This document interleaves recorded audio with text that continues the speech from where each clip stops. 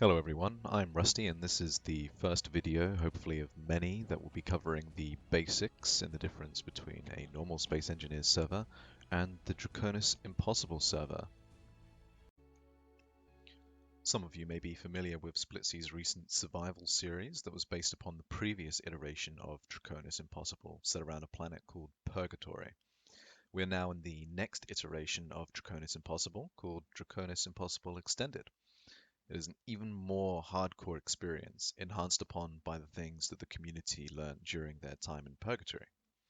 To start with, allow me to explain why this server exists. For those of us who enjoy a challenge and pluralistically crave a genuine, open, and free multiplayer environment to do it in, this server gives us the place to put our engineering skills to the test.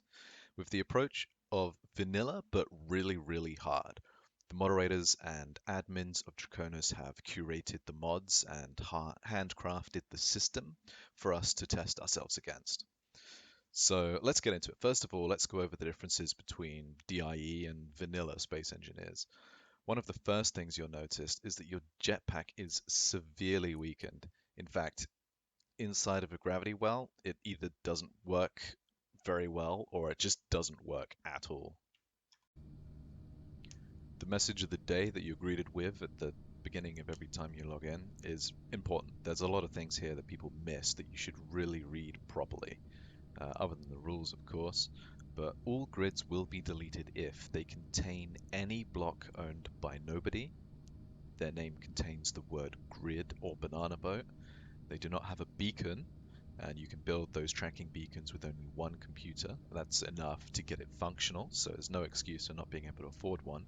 And if the grid is less than 20 blocks in size, the server will attempt to clean up any grid that doesn't at least have these minimum requirements in order to keep server performance peak for everyone who's playing on it.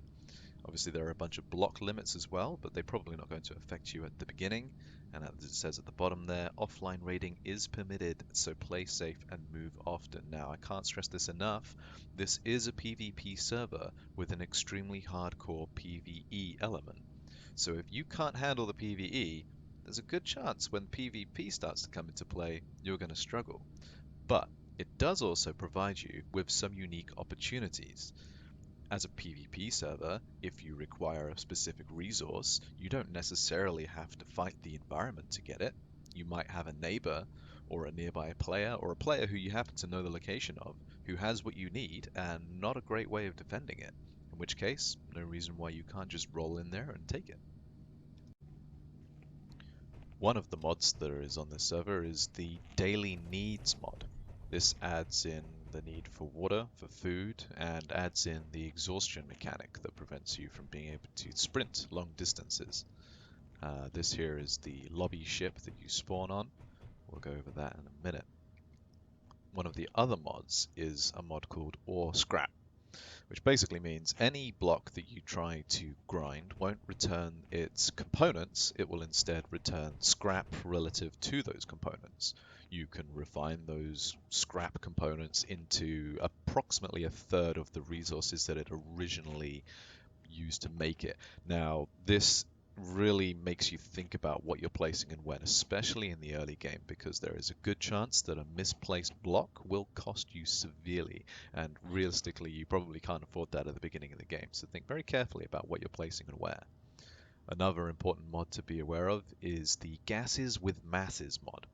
This mod effectively adds weight to gas that you store in containers, so you need to be considering not only how much thrust you're going to need to get the weight of your vehicle off of a various planet, but also the amount of added weight that the fuel required to get that thrust will add to it. So often it pays to be careful and calculating with the amount of thrust and thrust blocks that you use. Another mod that is prevalent on this server is modified stone ingot yield. Now, stone yield is heavily reduced. If you find yourself struggling with resources in the early game, try to find other sources of material as well as reducing the amount of resources needed. One of the most wasteful early game blocks to place is the unbuilt light armor block, which costs 7 kilograms of iron.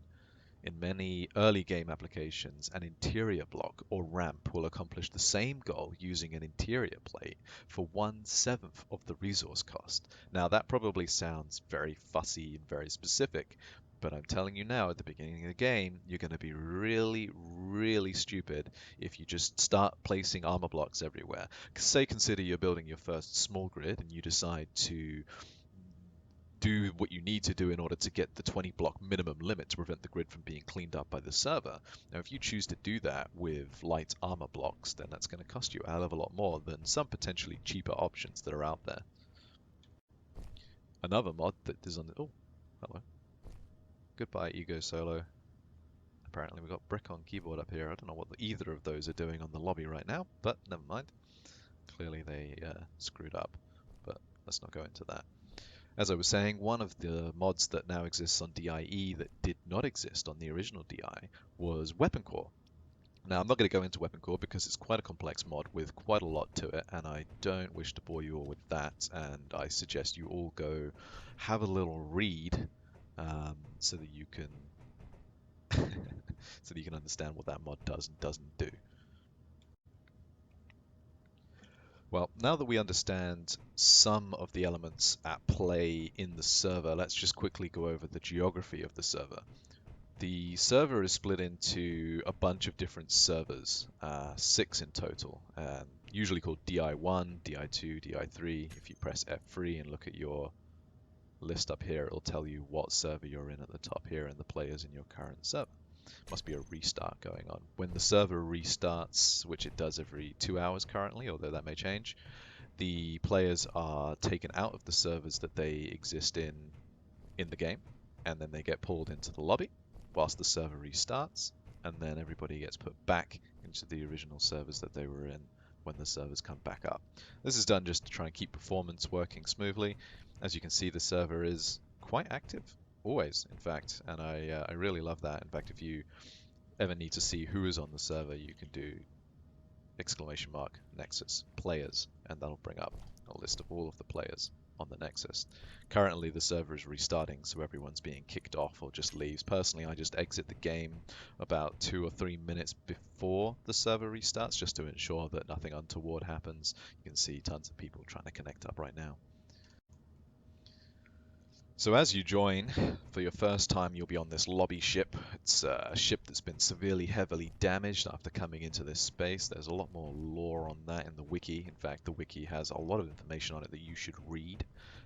You start on one of 3 identical moons, and they are called Alpha, Beta, and Gamma.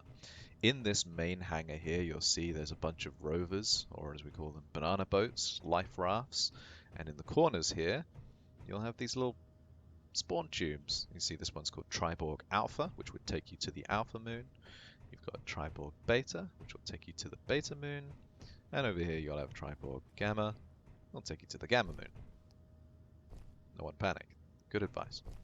Now, this one here doesn't take you to anywhere in particular. It'll allow you to enter into the previous bunch of servers that you were on, allowing you to spawn on any equipment that you have. So if you have a survival kit, then you can spawn on that. Are you trying to push me in here? Yes, you are. You cheeky dog. I'll fight you later and I'll kill you. I'll make you pay for that. Each time you respawn, you'll be given one of these banana boats, life rafts, and they are all slightly different. So the luck of the draw really is dependent on what you get. Each time you go through one of these portals that takes you to a moon, it will in fact reset your progression. That is good incentive for you to set up redundant kits. So if you die, you don't immediately lose everything. Obviously, there are some tricks to progression, as you can grind down and rebuild blocks, but with the Ore Scrap mod, there's a good chance that you won't be able to rebuild a block like a survival kit unless you happen to have silver available. Now, I can tell you for free, you're not going to find silver on the first moon unless you take it from someone. I'll go over the specifics of surviving your first day on one of these miserable moons on another video, because I don't want to keep you all drawing too long. I will cover more then. If you decide to jump into the game without watching it, then I'll leave you with some thoughts that might be critical to whether or not you actually enjoy the game and survive. The server is intended to be hard. You will die, and you will die a lot. Don't lose your cool. Don't get angry. Just think about what you did and what you didn't do and work on doing better the next time around. There is a slight delay between being able to respawn on a moon. So if you die on alpha, don't try and respawn on alpha. Respawn on beta and gamma and so forth. Now, being critical of everything you do is a key element to being successful, especially at the beginning. Every gram of iron you misplace and every wasted block is time, and time is money, friend. Get familiar with your control panel because that will have, especially in the beginning, so much information that you need to allow you to get something like this working correctly. As you can see here, this looks fine. You can see the vent on the side there is of critical importance, but you may not have that when you spawn. So you need to be really careful, pay real close attention in order to make sure that you make the most use of this. This server is a PvP server with very little rules. As the message of the day said, if you get whacked, that's really on you. You should expect to get flattened. Now, generally speaking, the server is very community oriented with the Discord that exists here. You'll find people will quickly lambast or judge or probably just laugh at you if you complain about being ganked. Um, However, if you get ganked repeatedly, there's a good chance that a bunch of players will probably band together and help you get started, keep you protected, and anyone who repeatedly kills new players on the moons is going to be heavily frowned upon, and that can have repercussions for that player later on.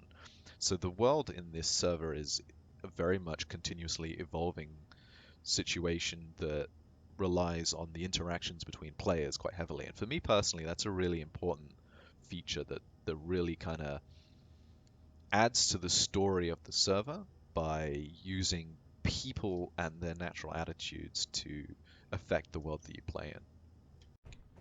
And the last thought that I'll leave you all with is to prioritize and plan. Now, with an environment as difficult as this, you will need to plan ahead, and failing to plan ahead will, well, be planning to fail, basically. Um, so yeah, make sure you pay close attention to what it is that you're going to do next. Think about the problems you might face trying to do that, the repercussions of that, and so on and so forth. If you see an unknown signal drop down nearby, or a signal that you want to go investigate, consider that you have enough food, water, fuel, oxygen if you're walking or don't have oxygen on your vehicle. These things will be critical because there's nothing worse than going out and doing something, losing everything you have because you failed to plan for a very simple thing. Having checklists will help you a lot. Well, that's all from me for now. Thank you for watching, and I'll catch you on the next video. Feel free to like or not. It really doesn't matter to me, if I'm honest.